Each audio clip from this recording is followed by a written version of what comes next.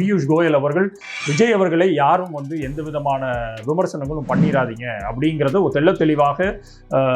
ஒரு சுட்டிக்காட்டுதலை தாண்டி ஒரு கட்டளையாக இட்டு சென்றிருக்கிறார் அதிமுகவினருக்கும் அவர்களுடைய கூட்டணி கட்சியினருக்கும். விஜயை பற்றி யாரும் வாயை திறந்துடக்கூடாது அப்படின்னு மெயினாக எடப்பாடி பழனிசாமி அவர்கள்ட்ட நீங்கள் போய் எந்த மேடையும் எந்த பஸ்லையும் போய் நின்றுக்கிட்டு இந்த மாதிரி எந்த விதமான அவருக்கு எதிரான இதையும் பண்ணக்கூடாது. ஏன்னா அவர் சிறுபான்மையினர் ஓட்டை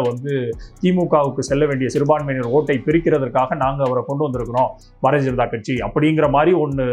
பேசினதாகவும் ஒரு பேச்சுவார்த்தை நடந்ததாகவும் ஒரு தகவல் வெளிவந்திருக்கிறது. ஸோ இன்றைய பார்வை கட்டத்தில் நம்ம திருப்பி எல்லாரும் அக்யூஸ் பண்ணுற மாதிரி தான் பாரதிய ஜனதா கட்சி மட்டும்தான் இந்த விஜய் அவர்களை திமுகவுக்கு விழக்கூடிய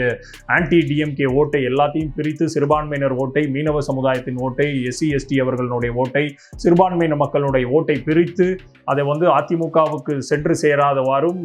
ஒட்டுமொத்தமாக அந்த ஆன்டி டிஃபெக்ஷன் ஓட்டை ஒரு குமியலாக ஒரு மூன்றாவது ஃப்ரண்டாக வர வைக்கணுங்கிறத முன்வைத்து அவர்கள் விஜயை கொண்டு வந்திருக்கிறாருங்கிற பார்வை இன்றைக்கு தெளிவாக ஆகியிருக்கிறது.